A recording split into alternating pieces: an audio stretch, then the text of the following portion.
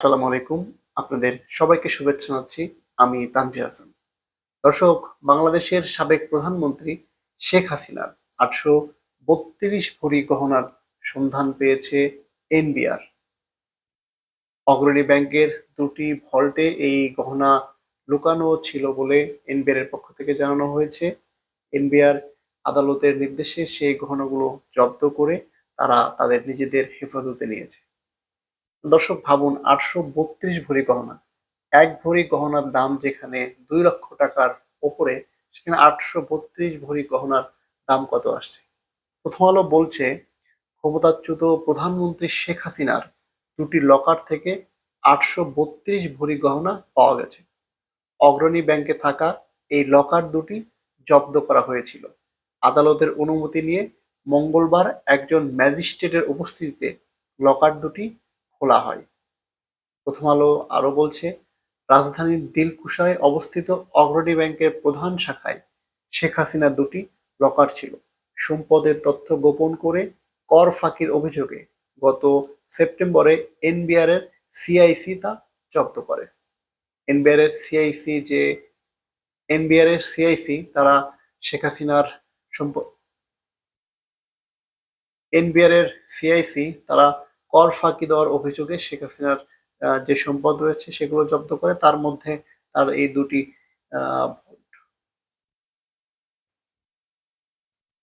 NBR NBR এর CIC Sheikh হাসিনার যে কর ফাঁকির অভিযোগ ছিল সেই অভিযোগের তদন্ত করে এবং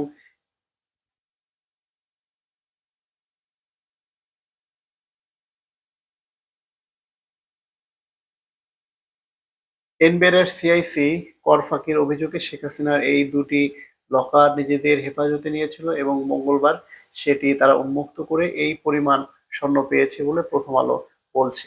সিআইসির শীর্ষ পর্যায়ের একজন কর্মকর্তার নাম প্রকাশে অনিচ্ছুক, তিনি প্রথম আলোকে বলেছেন, আমরা আদালতের অনুমতি নিয়ে ব্যাংকের নীতিমালা অনুসরণ করে লকার দুটি খুলেছি। সেখানে ৮৩২ ভরি গহনা পাওয়া গেছে।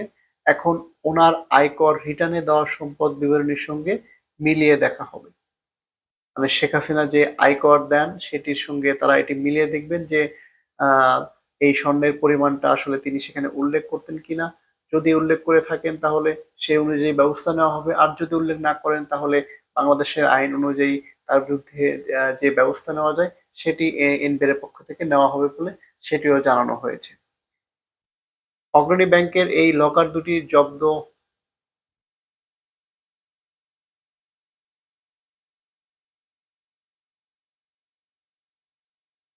প্রথম আলো আরো বলছে, অগ্রণী ব্যাংকের এই লকার দুটি জব্দ করার ১ সপ্তাহ আগে গত ১০ সেপ্টেম্বর পূবালী ব্যাংকে থাকা শেখ হাসিনার আরেকটি লকার জব্দ করে এনবিআর এর সিআইসি।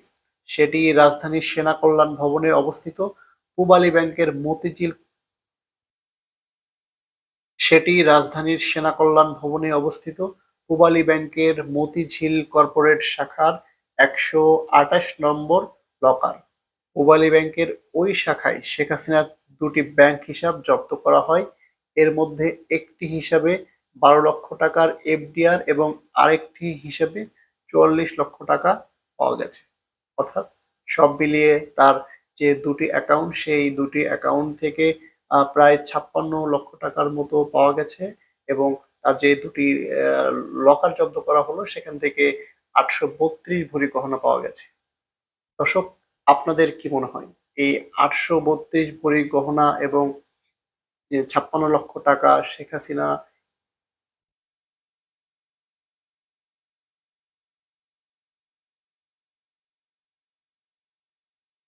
দর্শক আপনাদের কি মনে হয় শেখ হাসিনা কি কর ফাঁকি দিয়ে এই ৮৩২ ভরি গহনা ব্যাংকে?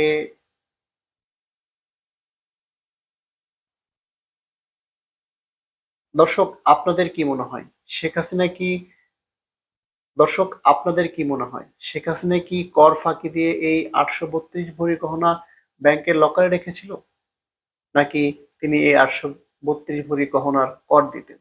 আপনাদের দর্শক আপনাদের কি মনে হয় শেখ হাসিনা কি এই ৮৩২ ভরি গহনার কর ফাঁকি দিয়ে ব্যাংকে দর্শক, আপনাদের কি মনে হয় শেখ হাসিনা কি 832 ভরি গহনার কর ফাঁকি দিয়ে ব্যাংকে লকার দর্শক, আপনাদের কি মনে হয় শেখ হাসিনা কি 832 ভরির গহনার কর ফাঁকি দিয়ে ব্যাংকের লকারে তা রেখেছিল? আপনাদের গুরুত্বপূর্ণ মতামত আমাদের কমেন্ট সেকশনে জানান। ধন্যবাদ।